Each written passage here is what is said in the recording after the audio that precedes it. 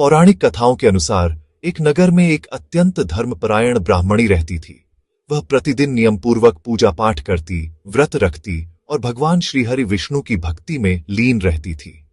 उसकी तपस्या से स्वयं भगवान विष्णु भी प्रसन्न थे, लेकिन उसकी भक्ति में एक कमी थी। उसने जीवन में कभी दान नहीं किया था।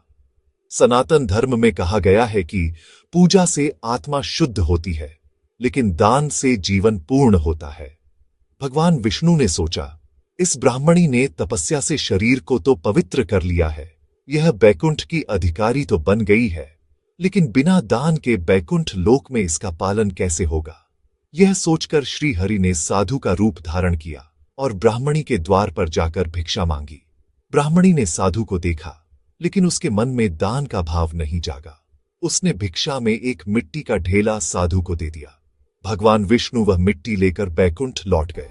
कुछ समय बाद ब्राह्मणी का देहांत हो गया और वह बैकुंठ लोक पहुंची। उसने देखा, बैकुंठ में उसके लिए एक भव्य महल तो था, लेकिन वहां अन्न का एक कण भी नहीं था। भूख से व्याकुल होकर ब्राह्मणी भगवान विष्णु के पास गई और बोली, प्रभु, मैंने जीवन भर पूजा, व्रत और तपस्या की, फिर भी मेरे घर में भोजन क्यों नहीं है। तब श्री हरि ने कहा, हे देवी, पूजा से तुम बैकुंठ तो पहुंच गई, लेकिन दान के बिना सुख पूर्ण नहीं होता। तुमने साधु को भिक्षा में मिट्टी दी थी, उसी का फल तुम्हें महल के रूप में मिला, पर अन्न का दान न करने से भोजन नहीं मिला। फिर भगवान विष्णु ने उसे मार्ग बताया, तुम बैकुंठ की देवियों से षटतिला एकादशी व्रत का महत्व सुनो। इस व्रत के दिन तिल का दान करने से सभी दोष नष्ट हो जाते हैं और मनोकामनाएं पूर्ण होती हैं।